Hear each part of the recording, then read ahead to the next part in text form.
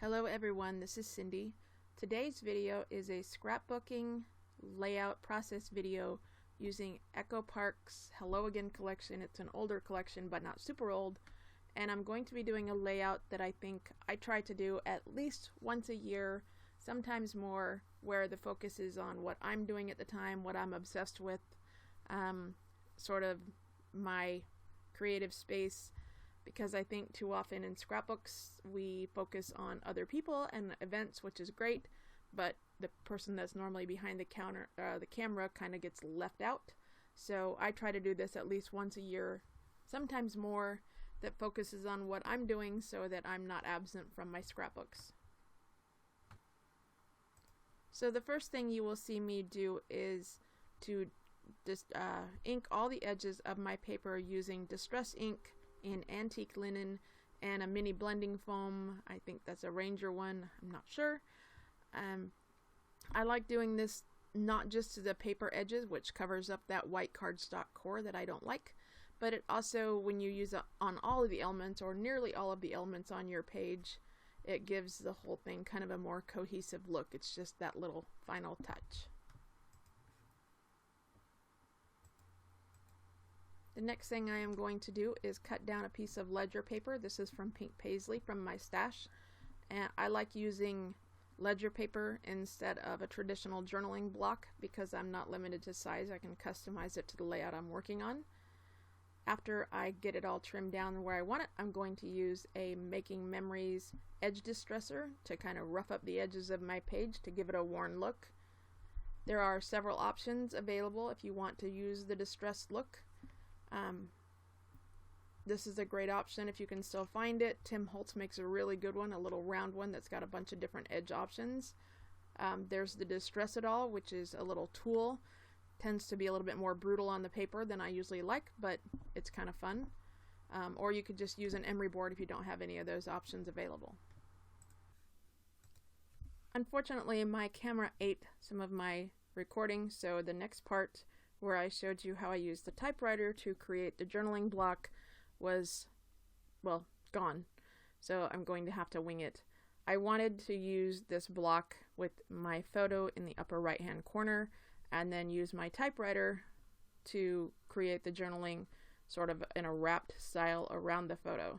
So all I did was take the photo, lay it down on top of the journaling block, trace around it so that I knew where not to type, and this is the result.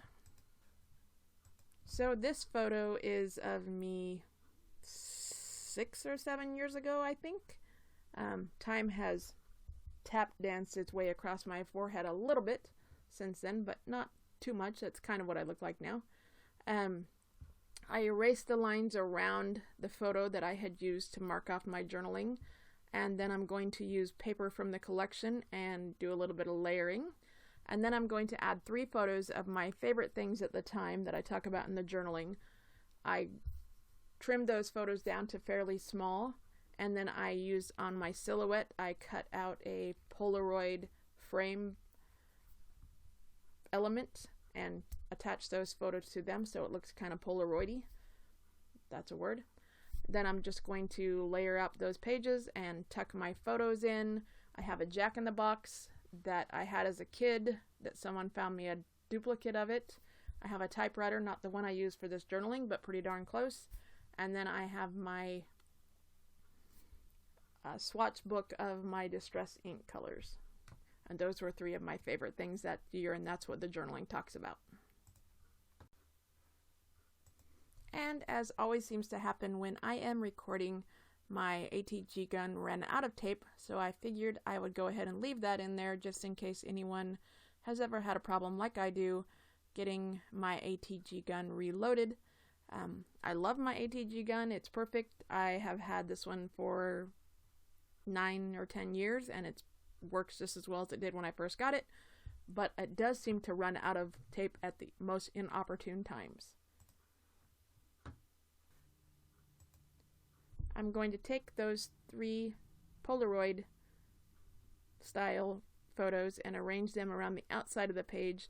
The main focus of my layout this time, it's an About Me layout, so I want the focus to be on the journaling block and the photo, the larger photo, and the smaller photos just to be kind of supporting characters. Now, even though my layout doesn't follow any of the graphic design principles, I am completely okay with it, because sometimes it's just about telling a story, and I spend a lot of time working on layouts that do follow sort of a design principle that I have in the back of my head, but sometimes I just like to throw the photos on the page and see what happens, and this was one of those times. So now I'm going to go back to the sticker page that comes with this Hello Again collection, and I'm going to look for embellishments that help tell the story, that add to the story. And I am a firm believer that the power of 3 will set you free. I always work in odd numbers. You will very rarely see 2 of anything on my page, or 4 or 6. You will see 3, 5, or 7, and generally 3. So I will put 3 little clusters of floral on this page and 3 typewriters, and I may even manage to work in 3 times that I used the word happy. This was a very good year for me in general, but specifically because I sort of started trusting my own creativity, and instead of following patterns and following instructions, I started branching out into my own creative space and really trusting that that would look good and do what I wanted it to do. So it was a very good year for me creatively and just in general.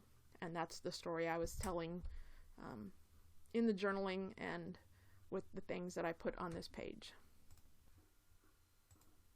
So I wanted to keep this page fairly simple and not too heavily embellished, but there is one thing that I almost always do. If I have a color that is in one spot, I try to have it in at least 3 spots.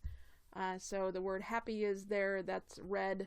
There's red on the Jack-in-the-Box photo, and there's red on the distress photo, and there's green in the photo behind me, but there's no green anywhere else except on the distress photo, so I needed one more spot. So I'm going to take a little piece of pattern paper and tuck that away that just repeats that color, and then I will add in 3 little arrows that will kind of draw your eye around the page and kind of direct your eye towards the center. And then as a final touch, I am going to add a little bit of gold spray, because I have gold only in that one spot where the word happy is. That I think is a Thickers collection. I believe it's Wildflower. I'll have to look that up and link it down at the bottom. So to counterbalance that, not counterbalance, just balance that gold down at the bottom, I want that someplace else. So I'm going to use some Heidi Swapp, I think it's Color Shine in gold, and I'm just going to cover up my photos really quick and spray that around. I kind of went a little bit crazy with it, but I liked the way it looked. I added it across the top of the page and then also added it down in that bottom left corner that was kind of bare. So that's it for today's video. I am really happy with the way this page came out. It told the story that I wanted to tell, and that's the point of scrapbooking after all. Pretty paper with a story about our lives. And as I was saying earlier, I think it's really important that we do these all about me pages, because too often the people who are documenting family history are not included in the stories. They are the ones telling the stories, and they're the ones behind the camera. So I think it's really important. Our families will appreciate someday that we took the time to do this. Maybe not today, but someday they will appreciate it. So if you enjoyed this video, please give it a big thumbs up and click subscribe, and also click the little bell icon so that you can be notified next time I post a video. I hope y'all enjoyed the video and have a great day.